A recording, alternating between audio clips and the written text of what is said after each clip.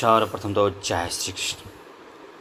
आगे जानते हैं जो श्री राम भगवान हैं वह निषाद राज गो का जो नाव है उसे मंगाते हैं और उसे मंगाकर उसी के द्वारा नदी को पार करना चाहते हैं। बीच में जो उनके मंत्री हैं, रथ हाँकने वाले सुमंत्र हैं, उनको समझा बुझाकर वहीं से अयोध्यापुरी लौट जाने का आदेश देते हैं और कहते हैं जाकर माता पिता को हमारा संदेश आप सुनाइएगा। आगे ये भी होता है जब वो आगे बढ़ते हैं तो उन्हें ऐसा लगता है कुछ गलत हो सकता है, तो लक्ष्मण से भी कहते हैं आप भी अयोध्या लौट जाइए, लेकिन लक्ष्मण नहीं मानते हैं। वे कहते हैं कि भैया मैं आपके बिना जीवित नहीं रह सकता हूँ। जब ये सब देखते हैं तब राम कहते हैं ठीक है, आप मेरे साथ वन को चल सकते हैं। तो जानते हैं, चलिए देर न करते हुए आगे बढ़ते हैं। लेकिन इसके पहले के वीडियो को देखना है तो आप वहाँ पर जाके देखिए और समझिए। तो चैनल को सब्सक्राइब भी कर लीजिए और लाइक भी कर दीजिए वीडियो को। चलिए देखते हैं आगे। जब रात बीती, प्रभात हुआ, उस समय विशाल वक्ष वाले महायशस्वी राम ने शुभ लक्षण संपन्न सुमित्रा कुमार लक्ष्मण से इस प्रकार कहा, तात भगवती रात्रि व्यतीत हो गई है, अब सूर्योदय का समय आ पहुँचा है। वह अत्यंत काले रंग का पक्षी कोकिल कुहू कुहू बोल रहा है। वन में अव्यक्त शब्द करने वाले मयूरों की केकावाणी भी सुनाई देती है। अतः सौम्य, अब हमें तीव्र गति से बहने वाली समुद्रगामिनी गंगा के पार उतरना चाहिए। मित्रों को आनंदित करने वाले सुमित्रा कुमार लक्ष्मण ने श्री रामचंद्र जी के कथन का अभिप्राय समझकर गुह और सुमंत्र को बुलाकर पार उतरने की व्यवस्था करने के लिए कहा और स्वयं वे भाई के सामने आकर खड़े हो गए।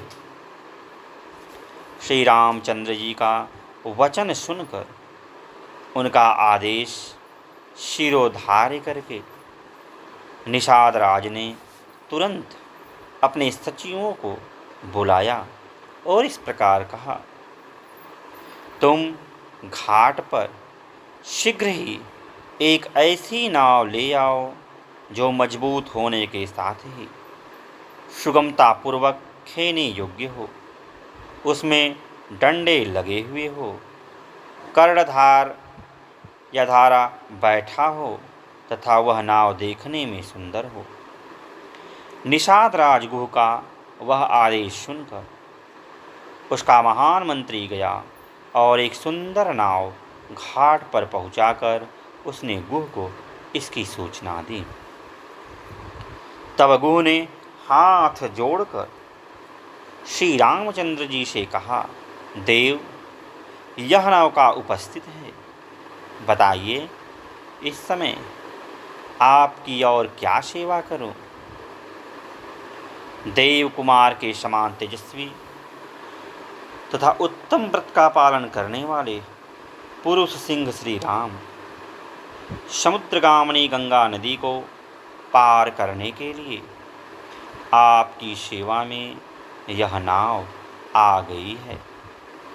अब आप शीघ्र इस पर आरूढ़ होइए।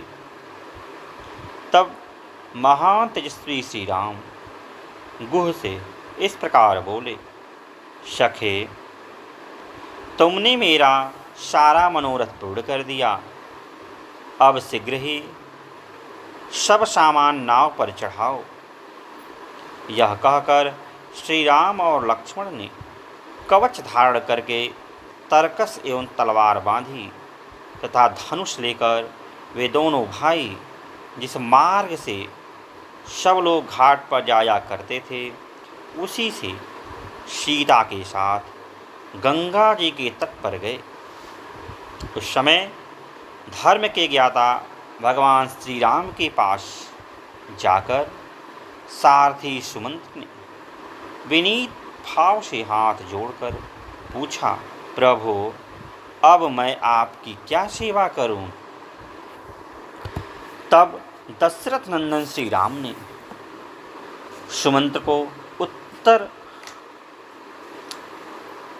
साथ ही उत्तम दाहिने हाथ से स्पर्श करते हुए कहा, सुमंत जी, अब आप शीघ्र ही पुनः महाराज के पास लौट जाइए और वहाँ सावधान होकर रहिए। उन्होंने फिर कहा, इतनी दूर तक महाराज की आज्ञा से मैंने रथ द्वारा यात्रा की है। अब हम लोग रथ छोड़कर पैदल ही महान वन की यात्रा करेंगे, अतः आप लौट जाइए।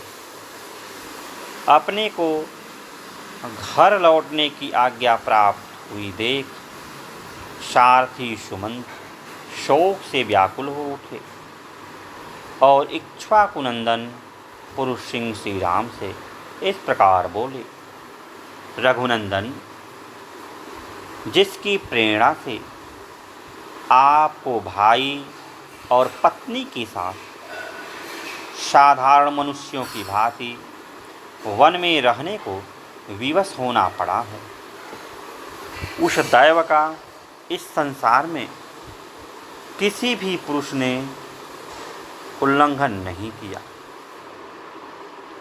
जब आप जैसे महान पुरुष पर यह संकट आ गया, तब मैं समझता हूँ कि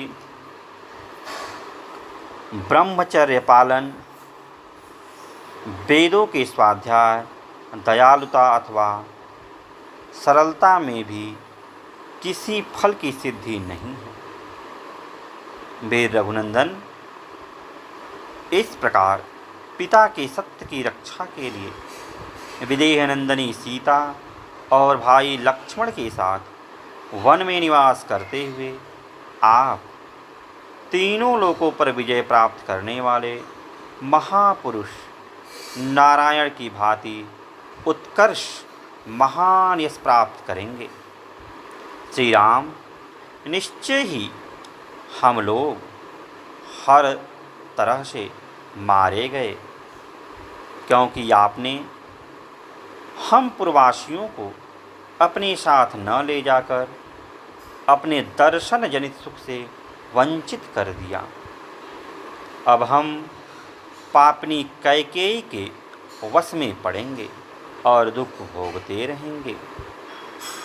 आत्मा के समान प्रिय श्री रामचंद्र जी से ऐसी बात कहकर उन्हें दूर जाने को उद्धत देख सारथी सुमंत ने दुख से व्याकुल होकर देर तक रोते रहे।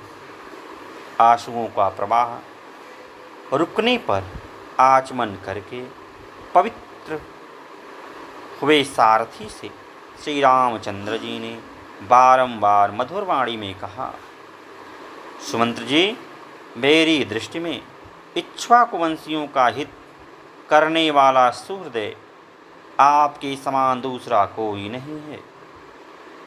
आप ऐसा प्रयत्न करें जिससे महाराज दशरथ को मेरे लिए शोक न हो।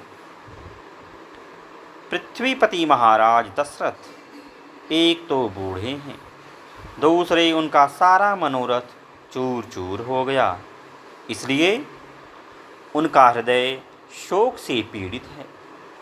यही कारण है कि मैं आपको उनकी संभाल के लिए कहता हूँ।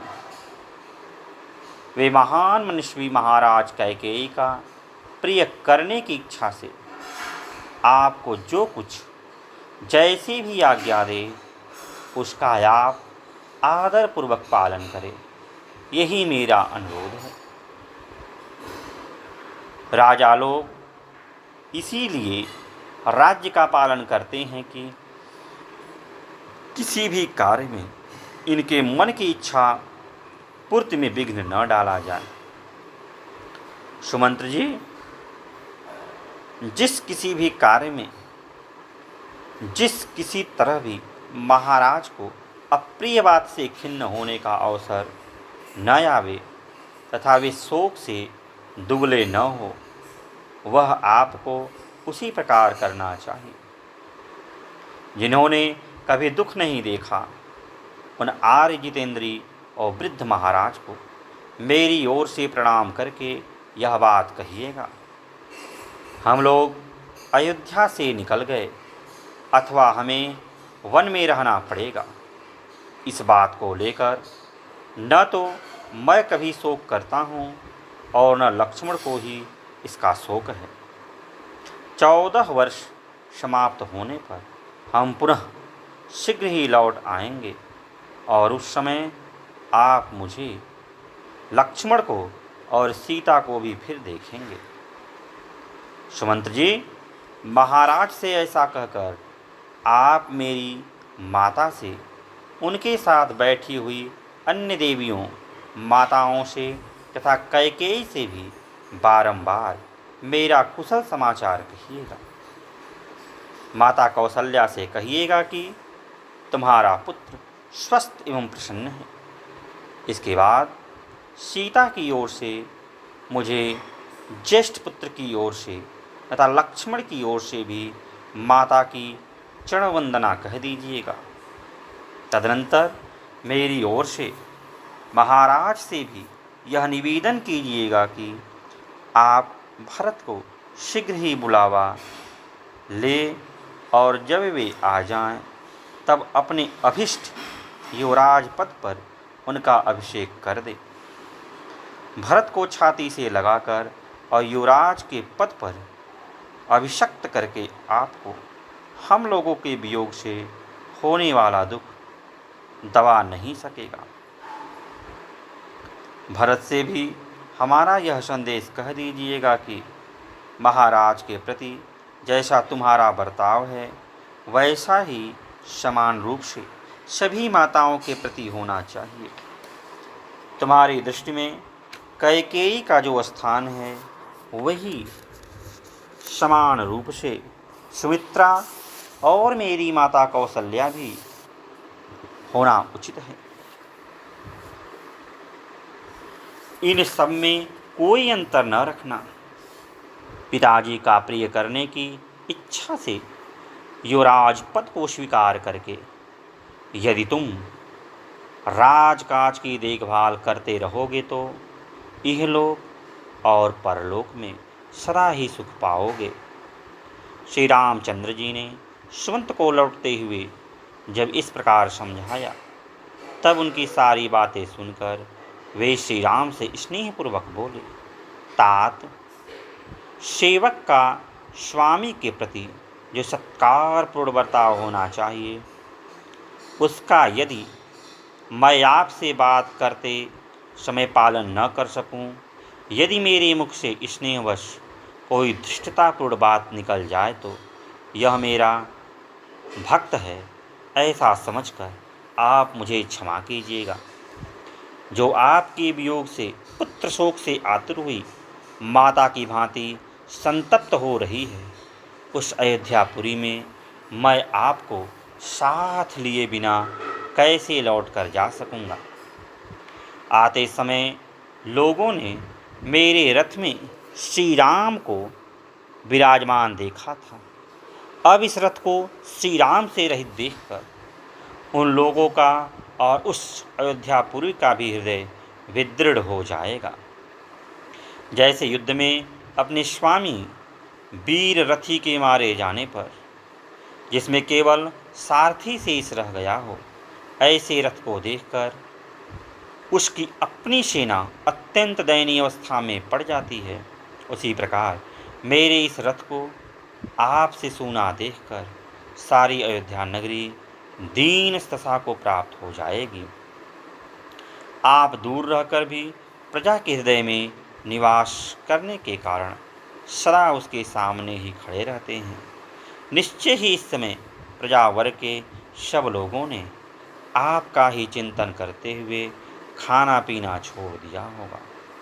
श्री राम जिस समय आप वन को आने लगे उस समय आपके शोक से व्याकुल चित्त हुई प्रजा ने जैसा अंतर्नाद एवं क्षोभ प्रकट किया था उसे तो आपने देखा ही था। आपके अयोध्या से निकलते समय पुरवासियों ने जैसा अंतर्नाद किया था, आपके बिना मुझे खाली रथ लिए लौटा देख वे उससे भी 100 गुना हाहाकार करेंगे। क्या मैं महारानी कौशल्या से जाकर कहूँगा कि मैंने आपके बेटे को मामा के घर पहुँचा दिया है, इसलिए आप संताप न करें। यह बात प्रिय होने पर भी असत्य है, अतः ऐसा असत्य वचन भी मैं कभी नहीं कह सकता। फिर यदि अप्रिय सत्य भी कैसे सुना सकूँगा। मैं आपके पुत्र को वन में पहुँचाया। ये उत्तम घोड़े मेरी आज्ञा के अधीन रहकर आपके बंधुजनों का भार वहन करते हैं। आपके बंधुजनों से हीन रथ का ये वहन नहीं करते। ऐसी दशा में आपसे सोने रथ को यह कैसे खींच सकेंगे। अतः निष्पाप रघुनंदन, अब मैं आपके बिना अयोध्या लौटकर नहीं जा सकूँगा। मुझे भी वन में चलने की ही आज्ञा दीजिए।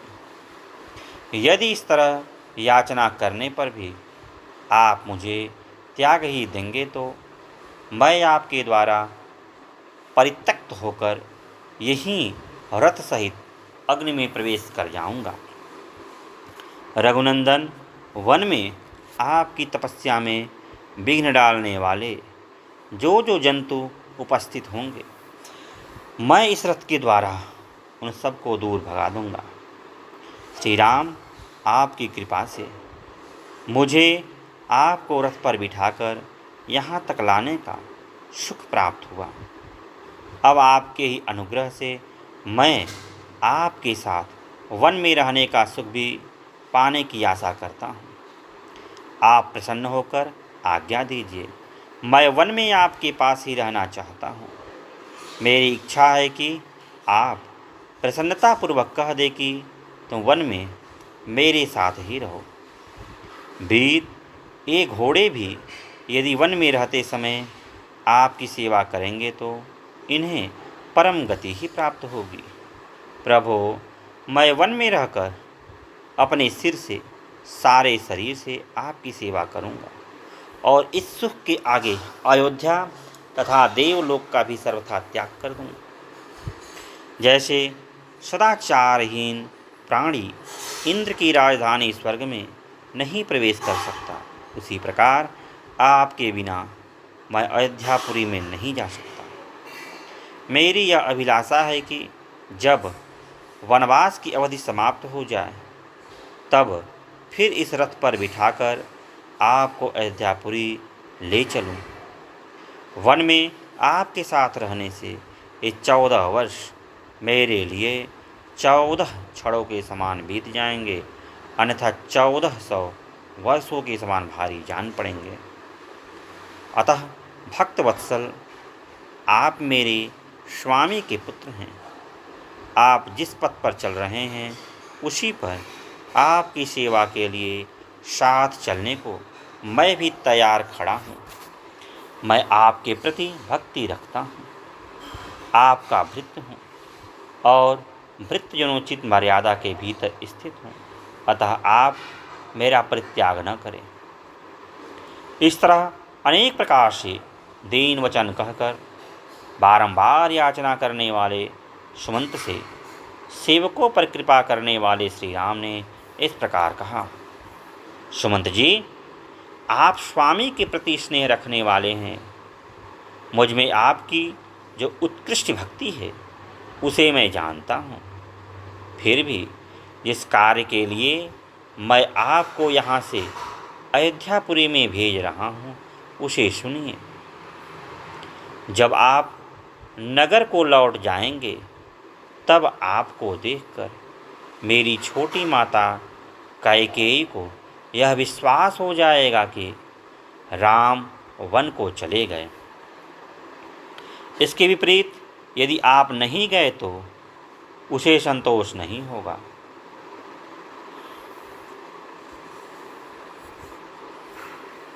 मेरे वनवासी हो जाने पर भी वह धर्मपरायण महाराज दशरथ के प्रति मिथ्यावादी होने का संदेह करे, ऐसा मैं नहीं चाहता। आपको भेजने में मेरा मुख्य उद्देश्य यही है कि मेरी छोटी माता कैकेयी भरत द्वारा सुरक्षित समृद्धशाली राज्य को हस्तगत कर ले। सुमंत जी, मेरा तथा महाराज का प्रिय करने के लिए आप अयोध्यापुरी को अवश्य पधारिए और आपको जिनके लिए जो संदेश दिया गया है वह सब वहाँ जाकर उन लोगों से कह दीजिए। ऐसा कहकर श्री राम ने सुमंत्र को बारंबार सांत्वना दी।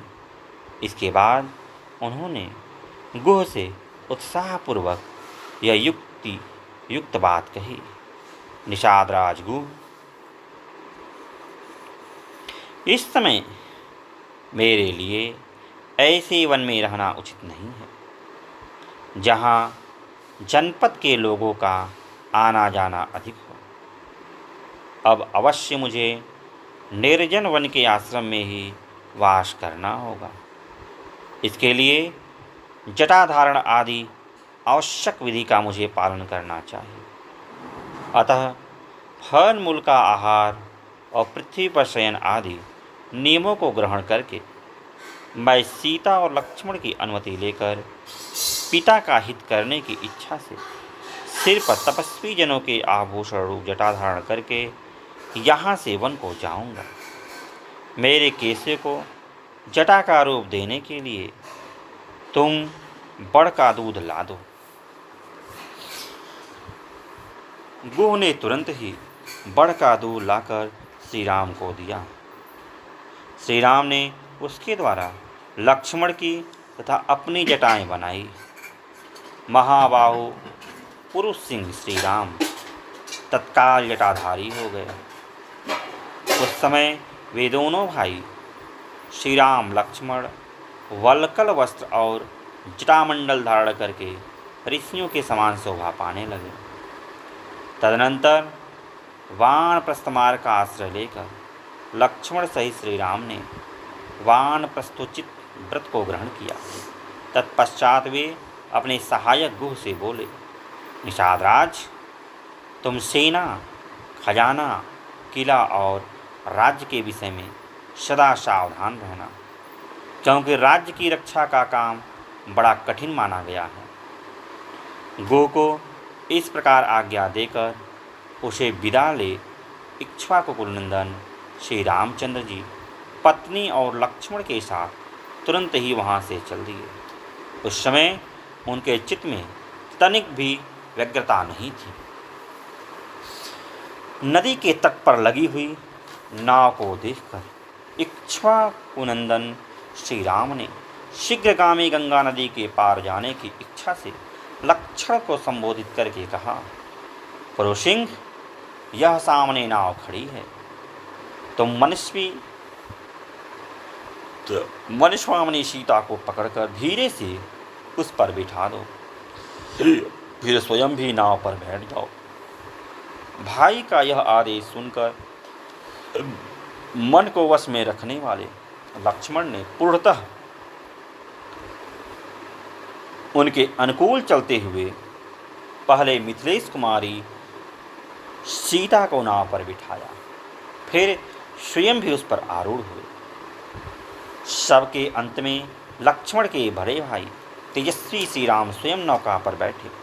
तदनंतर निषाद राजगुह ने अपने भाई बंधुओं को नौका खेने का आदेश दिया। महातेजस्वी श्री रामचंद्र भी उस नाव पर आरूढ़ होने के पश्चात अपने हित के उद्देश्य से ब्राह्मण और क्षत्रिय के जपने योग्य दैवी नाव इत्यादि वैदिक मंत्र का जप करने लगे।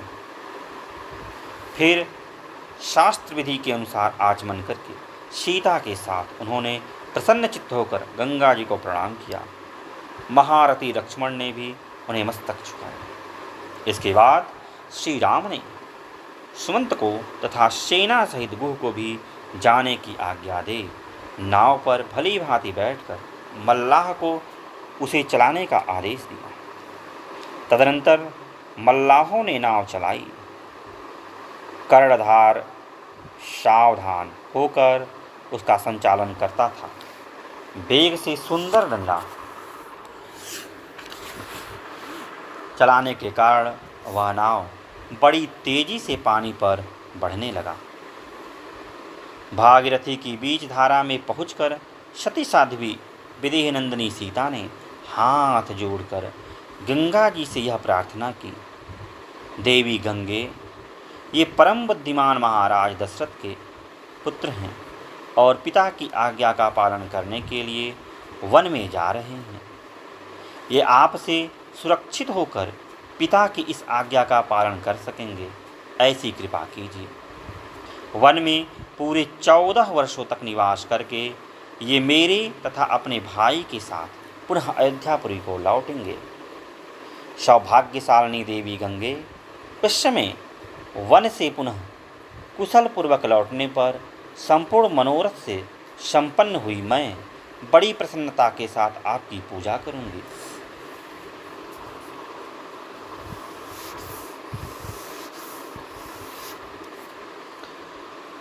स्वर्ग, भूतल और पाताल तीनों मार्गों पर विचरने वाली देवी, तुम यहाँ से ब्रह्मलोक तक फैली हुई हो और इस लोक में समुद्र राज की पत्नी के रूप में दिखाई देती हो। शोभाशालिनी देवी, पुरुष सिंह श्री राम जब पुनः वन से सकुशल लौटकर अपना राज्य प्राप्त कर लेंगे, तब मैं सीता पुनः आपको मस्तक झुकाऊंगी और आपकी स्तुति करूंगी। इतना ही नहीं, मैं आपका प्रिय करने की इच्छा से ब्राह्मणों को 1 लाख गौवें, बहुत से वस्त्र तथा उत्तम उत्तम अन्न प्रदान करूंगी। देवी, पुनः अयोध्यापुरी में लौटने पर मैं सहस्त्रों देव दुर्लभ पदार्थों से तथा राजकीय भाग से रहित पृथ्वी, वस्त्र और अन्न के द्वारा भी आपकी पूजा करूंगी। आप मुझ पर प्रसन्न हो। आपके किनारे जो जो देवता, तीर्थ और मंदिर हैं, उन सब का मैं पूजन करूंगी। निष्पाप गंगे, ये महाबाहु पाप रहित मेरे पतिदेव मेरे तथा अपने भाई के साथ वनवास से लौटकर पुनः अयोध्या नगरी में प्रवेश करें। पति के अनुकूल रहने वाली सती साध्वी सीता इस प्रकार गंगा जी से प्रार्थना करती हुई शीघ्र ही दक्षिण तट पर जा पहुंची। किनारे पहुंचकर शत्रुओं को संताप देने वाले नरश्रेष्ठ श्री राम ने नाव छोड़ दी और भाई लक्ष्मण तथा विदेह नंदिनी सीता के साथ आगे को प्रस्थान किया। तदनंतर महाबाहु श्री राम सुमित्रानंदन लक्ष्मण से बोले, सुमित्रा कुमार, अब तुम सजन या निर्जन वन में सीता की रक्षा के लिए सावधान हो जाओ। हम जैसे लोगों को निर्जन वन में नारी की रक्षा अवश्य करनी चाहिए। अतः तुम आगे आगे चलो, सीता तुम्हारे पीछे पीछे चले और मैं सीता की तथा तुम्हारी रक्षा करता हुआ सबसे पीछे चलूँगा। पुरुष प्रवर हम लोगों को एक दूसरे की रक्षा करनी चाहिए। अब तक कोई भी दुष्कर कार्य समाप्त नहीं हुआ। इस समय से ही कठिनाइयों का सामना आरंभ हुआ है। आज विदेह कुमारी सीता को वनवास के वास्तविक कष्ट का अनुभव होगा। अब ये ऐसी वन में प्रवेश करेंगी जहाँ मनुष्यों के आने जाने का कोई चिन्ह नहीं दिखाई देगा। न धान आदि के खेत होंगे, न टहलने के लिए बगीचे, जहाँ ऊंच नीच भूमि होगी और गड्ढे मिलेंगे, इसमें गिरने का भय रहेगा। श्री रामचंद्र जी का यह वचन सुनकर लक्ष्मण आगे बढ़े। उनके पीछे सीता चलने लगी तथा सीता के पीछे रघुकुल नंदन श्री राम थे।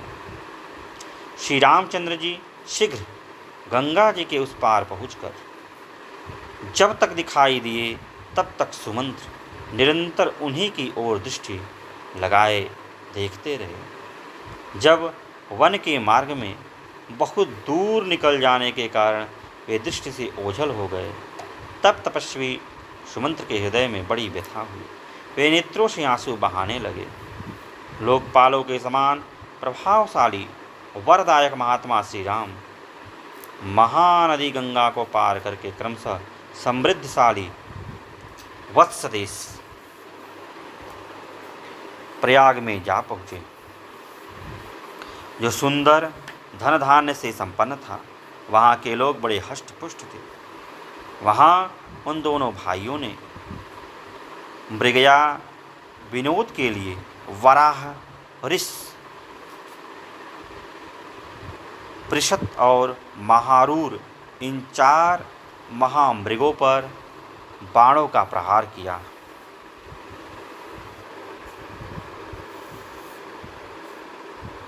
तत्पश्चात जब उन्हें भूख लगी तब पवित्र कंदमूल आदि लेकर सायंकाल के समय ठहरने के लिए वे सीता जी के साथ एक वृक्ष के नीचे चले गए। उस वृक्ष के नीचे पहुंचकर आनंद प्रदान करने वालों में श्रेष्ठ श्री राम ने सायंकाल की संध्योपासना करके लक्ष्मण से इस प्रकार कहे, सुमित्रानंदन, आज हमें अपने जनपद से बाहर यह पहली रात प्राप्त हुई है, जिसमें सुमंत्र हमारे साथ नहीं है। इस रात को पाकर तुम्हें नगर की सुख सुविधाओं के लिए उत्कंठित नहीं होना चाहिए। लक्ष्मण, आज से हम दोनों भाइयों को आलस्य छोड़कर रात में जगना होगा, क्योंकि सीता के योगक्षेम हम दोनों के ही अधीन है।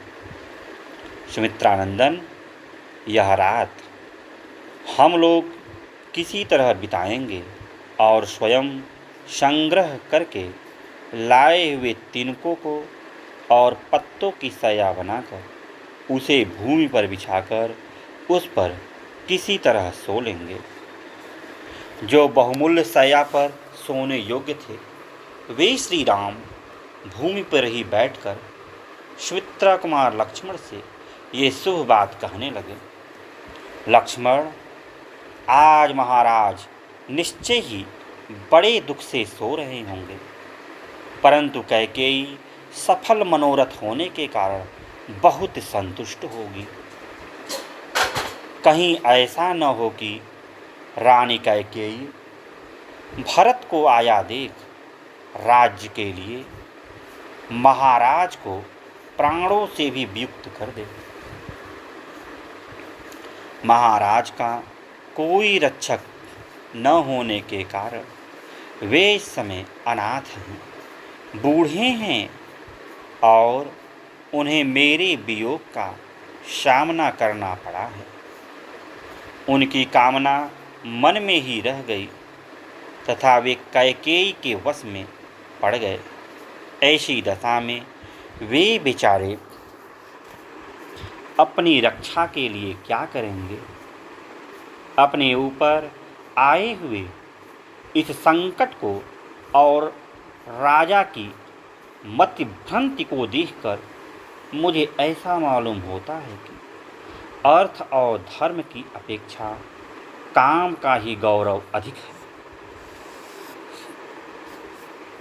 लक्ष्मण, पिताजी ने जिस तरह मुझे त्याग दिया है, उस प्रकार अत्यंत अज्ञ होने पर भी कौन ऐसा पुरुष होगा जो एक स्त्री के लिए अपने आज्ञाकारी पुत्र का परित्याग कर दे। कैकेयी कुमारी भरत ही सुखी और सौभाग्यवती स्त्री के पति हैं। जो अकेले ही हष्ट पुष्ट मनुष्यों से भरे हुए कौशल देश का सम्राट की भांति पालन करेंगे। पिताजी अत्यंत वृद्ध हो गए और मैं वन में चला आया हूँ। ऐसी दशा में केवल भरत ही समस्त राज्य के श्रेष्ठ सुख का उपभोग करेंगे। सच है, जो अर्थ और धर्म का परित्याग करके केवल काम का अनुसरण करता है, वह उसी प्रकार शीघ्र ही आपत्ति में पड़ जाता है, जैसे इस समय महाराज दशरथ पड़े हैं। सौम्य, मैं समझता हूँ कि महाराज दशरथ के प्राणों का अंत करने, मुझे देश निकाला देने और भरत को राज्य दिलाने के लिए ही कैकेयी इस राजभवन में आई थी। इस समय भी सौभाग्य के मद से मोहित हुई कैकेयी मेरे कारण कौशल्या और सुमित्रा को कष्ट पहुंचा सकती है। हम लोगों के कारण तुम्हारी माता सुमित्रा देवी को भी बड़े दुख के साथ वहाँ रहना पड़ेगा। अतः लक्ष्मण, तुम यहीं से कल प्रातःकाल अयोध्या को लौट जाओ। मैं अकेला ही सीता के साथ दंडक वन को जाऊंगा। तुम वहाँ मेरी असहाय माता कौशल्या के सहायक हो जाओगे। धर्मज्ञ लक्ष्मण, कैकेयी के कर्म बड़े खोटे हैं। वह द्वेषवश अन्याय भी कर सकती है। तुम्हारी और मेरी माता को जहर भी दे सकती है। तात सुमित्रा कुमार, निश्चय ही पूर्व जन्म में मेरी माता ने कुछ स्त्रियों का उनके पुत्रों से वियोग कराया होगा। उसी पाप का यह पुत्र भिक्षु रूप फल आज उन्हें प्राप्त हुआ है। मेरी माता ने चिरकाल तक मेरा पालन पोषण किया और स्वयं दुख सहकर मुझे बड़ा किया। अब जब पुत्र से प्राप्त होने वाले सुख रूपी फल के भोगने का अवसर आया, तब मैंने माता कौशल्या को अपने से विलग कर दिया। मुझे धिक्कार है। सुमित्रानंदन, कोई भी सौभाग्यवती स्त्री कभी ऐसे पुत्र को जन्म न दे जैसा मैं हूँ, क्योंकि मैं अपनी माता को अनंत शोक दे रहा हूँ। लक्ष्मण, मैं तो ऐसा मानता हूँ कि माता कौशल्या में मुझसे अधिक प्रेम उनकी पाली हुई वह सारिका ही करती है, क्योंकि उसके मुख से माँ को सदा यह बात सुनाई देती है कि हे तोते, तू शत्रु के पैरों को काट खा, अर्थात हमें पालने वाली माता कौशल्या के शत्रु के पाँव को चोंच मार दे। वह पक्षिणी होकर माता का इतना ध्यान रखती है और मैं उनका पुत्र होकर भी उनके लिए कुछ नहीं कर पाता। शत्रुदमन, जो मेरे लिए शोकमग्न रहती है, मंदभागिनी सी हो रही है और पुत्र का कोई फल न पाने के कारण निपुतनी सी हो गई है। उस मेरी माता को कुछ भी उपकार न करने वाले मुझ जैसे पुत्र से क्या प्रयोजन है। मुझसे बिछुड़ जाने के कारण माता कौशल्या वास्तव में मंदभागिनी हो गई हैं और शोक के समुद्र में पड़कर अत्यंत दुख से आतुर हो उसी में शयन करती हैं। लक्ष्मण, यदि मैं कुपित हो जाऊं तो अपने बाणों द्वारा अकेला ही अयोध्यापुरी तथा समस्त भूमंडल को निष्कंटक बनाकर अपने अधिकार में कर लूं, परंतु पारलौकिक हित साधन में बल पराक्रम कारण नहीं होते, इसलिए मैं ऐसा नहीं कर रहा हूँ। निष्पाप लक्ष्मण, मैं अधर्म और परलोक के डर से डरता हूँ, इसीलिए आज अयोध्या के राज्य पर अपना अभिषेक नहीं कराता हूँ। यह तथा और भी बहुत सी बातें कहकर श्री राम ने उस निर्जन वन में करुणाजनक विलाप किया।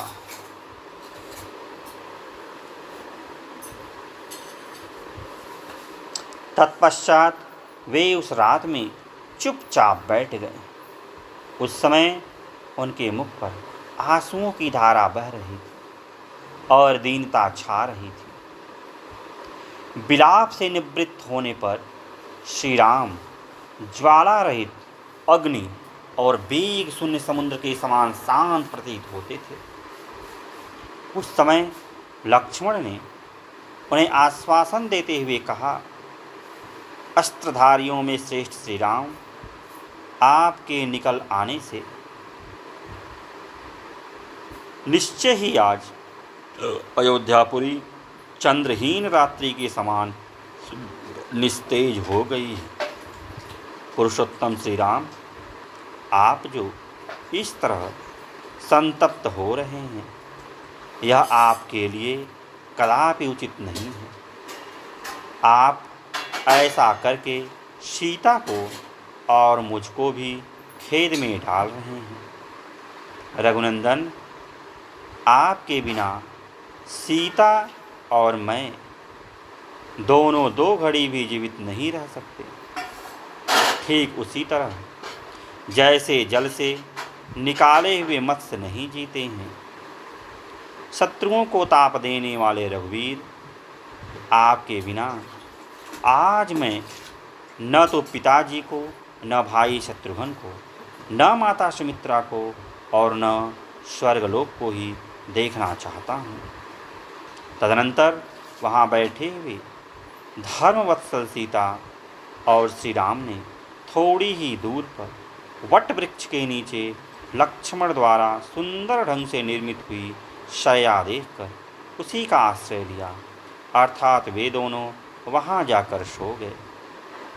शत्रुओं को संताप देने वाले रघुनाथ जी ने इस प्रकार वनवास के प्रति आदर पूर्वक कहे हुए लक्ष्मण के अत्यंत उत्तम वचनों को सुनकर स्वयं भी दीर्घकाल के लिए वनवास रूप धर्म को स्वीकार करके संपूर्ण वर्षों तक लक्ष्मण को अपने साथ वन में रहने की अनुमति दे दी।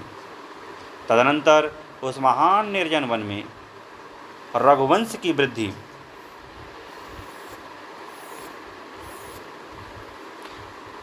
करने वाले वे दोनों महाबली वीर पर्वत शिखर पर विचरने वाले 2 सिंहों के समान कभी भय तो कभी उद्वेग को नहीं प्राप्त हुए।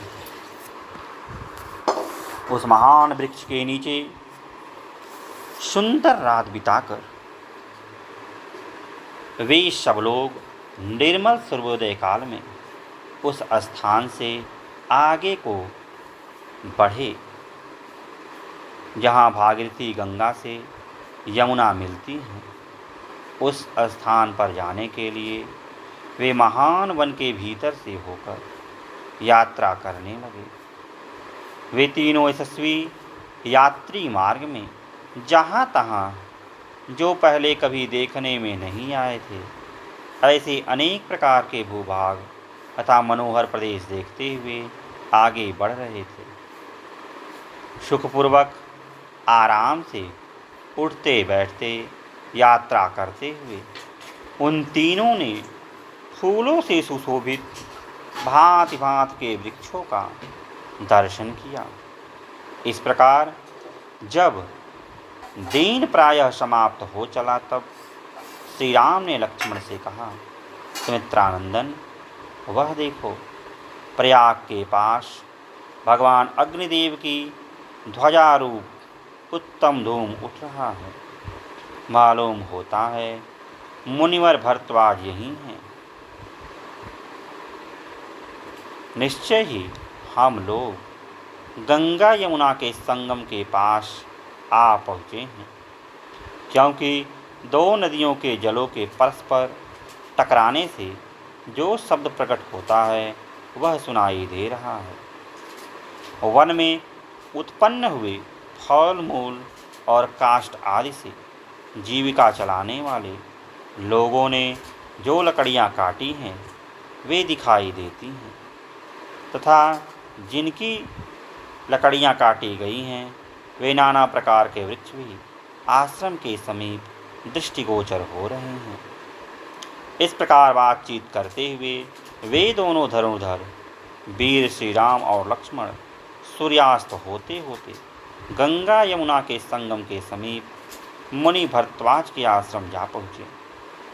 श्री रामचंद्र जी आश्रम की सीमा में पहुंचकर अपने धनुर्धर वेश के द्वारा वहां के पशु पक्षियों को डराते हुए दो ही घड़ी में तय करने योग्य मार्ग से चलकर भरद्वाज मुनि के समीप जा पहुँचे।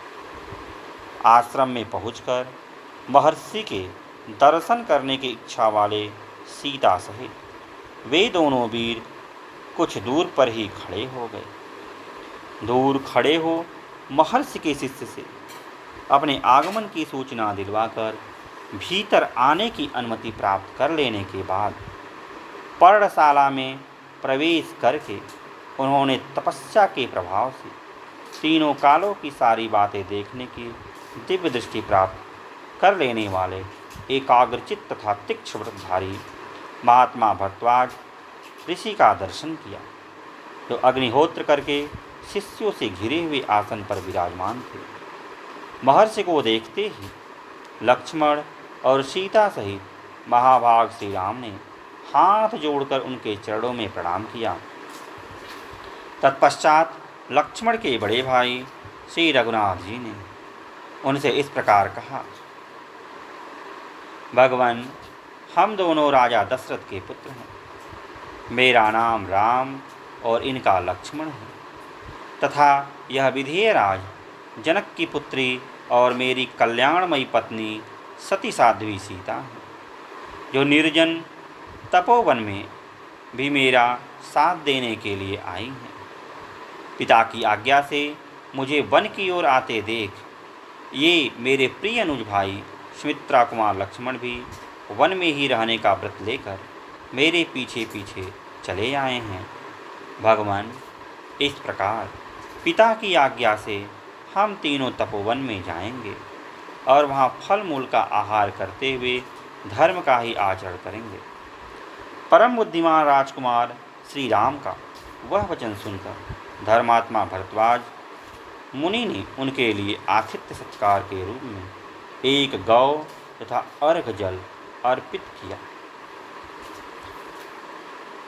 उस तपस्वी महात्मा ने उन सबको नाना प्रकार के अन्न, रस और जंगली फल मूल प्रदान किए, साथ ही उनके ठहरने के लिए स्थान की भी व्यवस्था। महर्षि के चारों ओर मृग, पक्षी और ऋषि मुनि बैठे थे और उनके बीच में वे विराजमान थे। उन्होंने अपने आश्रम पर अतिथि रूप में पधारे हुए श्री राम का स्वागत पूर्वक सत्कार किया। उनके उस सत्कार को ग्रहण करके श्री राम जी जब आसन पर विराजमान हुए, तब भरद्वाज जी ने उनसे यह धार्मिक वचन कहा, कुकुत्स कुलभूषण श्री राम, मैं इस आश्रम पर दीर्घकाल से तुम्हारे शुभ आगमन की प्रतीक्षा कर रहा हूँ। आज मेरा मनोरथ सफल हुआ। मैंने यह भी सुना है कि तुम्हें अकारण ही वनवास दे दिया गया है। गंगा और यमुना, इन दोनों महान नदियों के संगम के पास का यह स्थान बड़ा ही पवित्र और एकांत है। यहाँ की प्राकृतिक छटा भी मनोरम है, अतः तुम यहीं सुखपूर्वक निवास करो। भरद्वाज मुनि के ऐसा कहने पर समस्त प्राणियों के हित में तत्पर रहने वाले रघुकुल नंदन श्री राम ने इस शुभ वचनों के द्वारा उन्हें उत्तर दिया, भगवान, मेरे नगर और जनपद के लोग यहाँ से बहुत निकट पड़ते हैं, अतः मैं समझता हूँ कि यहाँ मुझसे मिलना सुगम समझकर लोग इस आश्रम पर मुझे और सीता को देखने के लिए प्रायः आते जाते रहेंगे। इस कारण यहाँ निवास करना मुझे ठीक नहीं जान पड़ता। भगवान, किसी एकांत प्रदेश में आश्रम के योग्य उत्तम स्थान देखिए, सोच कर बताइए, जहाँ सुख भोगने के योग्य विदेह राजकुमारी जानकी प्रसन्नतापूर्वक रह सके। श्री रामचंद्र जी का यह शुभ वचन सुनकर महामुनि भरद्वाज जी ने उनके उक्त उद्देश्य की सिद्धि का बोध कराने वाली बात कही। तात, यहाँ से 10 कोश, अन्य व्याख्या के अनुसार 30 कोश की दूरी पर एक सुंदर और महर्षियों द्वारा सेवित परम पवित्र पर्वत है, जिस पर तुम्हें निवास करना होगा। उस पर बहुत से लंगूर विचरते रहते हैं, वहाँ बानर और रीछ भी निवास करते हैं। वह पर्वत चित्रकूट नाम से विख्यात है और गंधमादन के समान मनोहर है। जब मनुष्य चित्रकूट के शिखरों का दर्शन कर लेता है, तब कल्याणकारी पुण्य कर्मों का फल पा लेता है और कभी पाप में मन नहीं लगता। वहाँ बहुत से ऋषि, जिनके सिर के बाल वृद्धावस्था के कारण खोपड़ी की भांति सफ़ेद हो गई थी, तपस्या के द्वारा सैकड़ों वर्षों तक क्रीड़ा करके स्वर्गलोक को चले गए हैं। उसी पर्वत को मैं तुम्हारे लिए एकांतवास के योग्य और सुखद मानता हूँ। अथवा श्री राम, तुम वनवास के उद्देश्य से मेरे साथ इस आश्रम पर ही रहो। ऐसा कहकर भरद्वाज जी ने पत्नी और भ्राता सहित प्रिय अतिथि श्री राम का हर्ष बढ़ाते हुए सब प्रकार की मनोवांछित वस्तुओं का उन सब का आतिथ्य सत्कार किया। प्रयाग में श्री रामचंद्र जी महर्षि के पास बैठकर विचित्र बात करते रहे। इतनी में ही पूर्णिमयी रात्रि का आगमन हुआ। वे सुख भोगने योग्य होने पर भी परिश्रम से बहुत थक गए थे, इसलिए भरद्वाज मुनि के उस मनोहर आश्रम में श्री राम ने लक्ष्मण और सीता के साथ सुखपूर्वक वह रात्रि व्यतीत की। तदनंतर जब रात बीती और प्रातः काल हुआ, तब पुरुष सिंह श्री राम प्रज्वलित तेज वाले भरद्वाज मुनि के पास गए और बोले, भगवान, आप स्वभावतः सत्य बोलने वाले हैं। आज हम लोगों ने आपके आश्रम में बड़े आराम से रात बिताई है। अब आप हमें आगे के गंतव्य स्थान पर जाने के लिए आज्ञा प्रदान करें। रात बीतने और सवेरा होने पर श्री राम के इस प्रकार पूछने पर भरद्वाज जी ने कहा, महाबली श्री राम, तुम मधुर फल मूल से संपन्न चित्रकूट पर्वत पर जाओ। मैं उसी को तुम्हारे लिए उपयुक्त निवास स्थान मानता हूँ। वह सुविख्यात चित्रकूट पर्वत नाना प्रकार के वृक्षों से हरा भरा है। वहाँ बहुत से किन्नर और सर्प निवास करते हैं। मोरों के कलरव से वह और भी रमणीय प्रतीत होता है। बहुत से गजराज उस पर्वत का सेवन करते हैं। तुम वहीं चले जाओ। वह पर्वत परम पवित्र, रमणीय तथा बहुसंख्यक फल मूलों से संपन्न है। वहाँ झुंड के झुंड हाथी और हिरन वन के भीतर विचरते रहते हैं। रघुनंदन, तुम सबको प्रत्यक्ष देखोगे। मंदाकिनी नदी, अनेकानेक जल स्रोत, पर्वत शिखर, गुफा, कंदरा और झरने भी तुम्हारे देखने में आएंगे। वह पर्वत सीता के साथ विचरते हुए तुम्हारे मन को आनंद प्रदान करेगा। हर्ष में भरे हुए टिट्टी और कोकिलों के कलरवों द्वारा वह पर्वत यात्रियों का मनोरंजन सा करता है। वहाँ परम सुखद एवं कल्याणकारी है। मदमत मृगों और बहुसंख्यक मत वाले हाथियों ने उसकी रमणीयता को और बढ़ा दिया है। तुम उसी पर्वत पर जाकर डेरा डालो और उसमें निवास करो। उस आश्रम में रात भर रहकर शत्रुओं का दमन करने वाले वे दोनों राजकुमार महर्षि को प्रणाम करके चित्रकूट पर्वत पर जाने को उद्यत हुए। उन तीनों को प्रस्थान करते देख महर्षि ने उनके लिए उसी प्रकार स्वास्तिवाचन किया जैसे पिता अपने औरस पुत्र को यात्रा करते देख उनके लिए मंगल सूचक आशीर्वाद देता है। तदनंतर महातेजस्वी महामुनि भरद्वाज ने सत्य पराक्रमी श्री राम से इस प्रकार कहना आरंभ किया। नरश्रेष्ठ, तुम दोनों भाई गंगा और यमुना के संगम पर पहुंचकर, जिनमें पंचमुखी होकर गंगा मिली है, उस महानदी यमुना के निकट जाना। रघुनंदन, तदनंतर गंगा जी के जल के वेग से अपने प्रवाह के प्रतिकूल दिशा में मुड़ी हुई यमुना के पास पहुंचकर लोगों के आने जाने के कारण उनके पदचिन्ह से चिन्हित हुई अवतरण प्रदेश पार उतरने के लिए उपयोगी घाट को अच्छी तरह देखभाल कर वहां जाना और एक बेड़ा बनाकर उसी के द्वारा सूर्य कन्या यमुना के पार उतर जाना। तत्पश्चात आगे जाने पर एक बहुत बड़ा बरगद का वृक्ष मिलेगा जिसके पत्ते हरे रंग के हैं। वह चारों ओर से बहुसंख्यक दूसरे वृक्षों द्वारा घिरा हुआ है। उस वृक्ष का नाम श्यामवट है।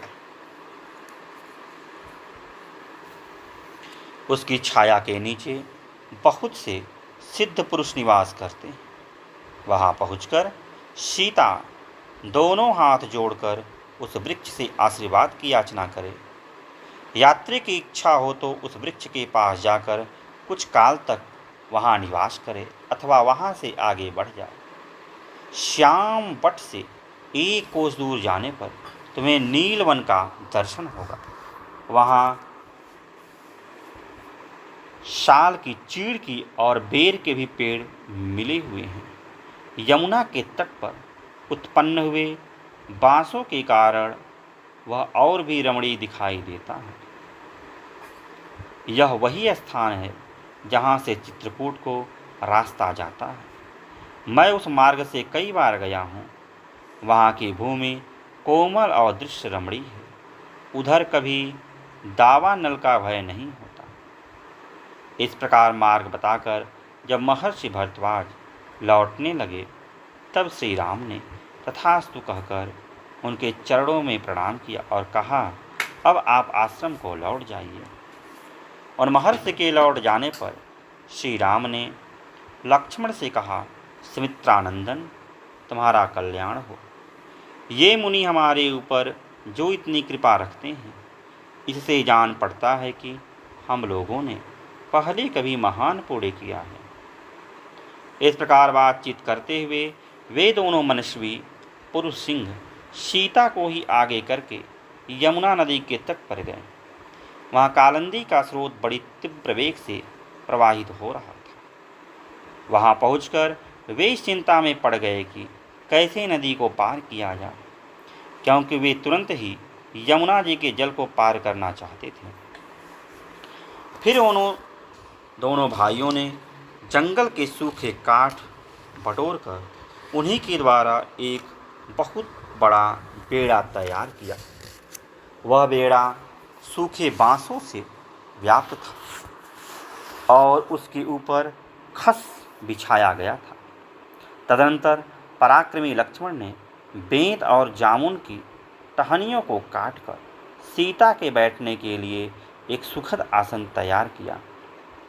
दशरथनंदन श्री राम ने लक्ष्मी के समान अचिंत्य ऐश्वर्य वाली अपनी प्रिया सीता को, जो कुछ लज्जित सी हो रही थी, उस बेड़े पर चढ़ा दिया और उनके बगल में वस्त्र एवं आभूषण रख दिए। फिर श्री राम ने बड़ी सावधानी के साथ खंती कुदारी और बकरे के चमड़े से मढ़ी हुई पिटारी को भी बेड़े पर ही रख दिया। इस प्रकार पहले सीता को चढ़ाकर वे दोनों भाई दशरथ कुमार श्री राम और लक्ष्मण उस बेड़े को पकड़कर खेने लगे। उन्होंने बड़े प्रयत्न और प्रसन्नता के साथ नदी को पार करना आरंभ किया। यमुना की बीज धारा में आने पर सीता ने उन्हें प्रणाम किया और कहा, देवी, इस बेड़े द्वारा मैं आपके पार जा रही हूँ। आप ऐसी कृपा करें जिससे हम लोग सकुशल पार हो जाएं और मेरे पतिदेव अपनी वनवास विषयक प्रतिज्ञा को निर्विघ्न पूर्ण करें। इक्ष्वाकुवंशी वीरों द्वारा पालित अयोध्यापुरी में श्री रघुनाथ जी के सकुशल लौट आने पर मैं आपके किनारे 1,000 गौओं का दान करूंगी और सैकड़ों देव दुर्लभ पदार्थ अर्पित करके आपकी पूजा संपन्न करूंगी। इस प्रकार सुंदरी सीता हाथ जोड़कर यमुना जी से प्रार्थना कर रही थी। इतने में ही वे दक्षिण तट पर जा पहुँची। इस तरह उन तीनों ने उसी बेड़े द्वारा बहुसंख्यक तटवर्ती वृक्षों से सुशोभित और तरंगमालाओं से अलंकृत शीघ्रगामिनी सूर्यकन्या यमुना नदी को पार किया। पार उतरकर उन्होंने बेड़े को तो वहीं तट पर छोड़ दिया और यमुना तटवर्ती वन से प्रस्थान करके वे हरे हरे पत्तों से सुशोभित शीतल छाया वाले श्याम वट के पास जा पहुँचे। वट के समीप पहुंचकर विदेह नंदिनी सीता ने उसे मस्तक झुकाया और इस प्रकार कहा, महावृक्ष, आपको नमस्कार है। आप ऐसी कृपा करें जिससे मेरे पतिदेव अपने वनवास विषयक व्रत को पूर्ण करें तथा हम लोग वन में से सकुशल लौटकर माता कौशल्या तथा यशस्विनी सुमित्रा देवी का दर्शन कर। इस प्रकार कहकर मनस्विनी सीता ने हाथ जोड़े हुए उस वृक्ष की परिक्रमा की। सदा अपनी आज्ञा के अधीन रहने वाली प्राण प्यारी सती साध्वी सीता को श्याम वट से आशीर्वाद की याचना करते देख श्री राम ने लक्ष्मण से कहा, भरत के छोटे भाई नरश्रेष्ठ लक्ष्मण, तुम सीता को साथ लेकर आगे आगे चलो और मैं धनुष धारण किए पीछे से तुम लोगों की रक्षा करता हुआ चलूँगा। विदेह कुमारी नंदिनी जनक दुलारी सीता जो फल या फूल मांगे अथवा जिस वस्तु को पाकर इनका मन प्रसन्न रहे वह सब इन्हें देते रहो। अबला सीता एक एक वृक्ष, झाड़ी अथवा पहले की न देखी हुई पुष्प शोधलता को देखकर उनके विषय में श्री रामचंद्र से पूछती थी तथा लक्ष्मण सीता के कथनानुसार तुरंत ही भांति भांति के वृक्षों की मनोहर शाखाएं और फूलों के गुच्छे ला लाकर उन्हें दे देते थे। उस समय जनकराज किशोरी सीता विचित्र वालुका और जलराज से सुशोभित तथा हंस और सारसों के करनाद से मुखरित यमुना नदी को देखकर बहुत प्रसन्न हुई थी। इस तरह 1 कोस की यात्रा करके दोनों भाई श्री राम और लक्ष्मण प्राणियों के हित के लिए मार्ग में मिले हुए हिंसक पशुओं का वध करते हुए यमुना तटवर्ती वन में विचरने लगे।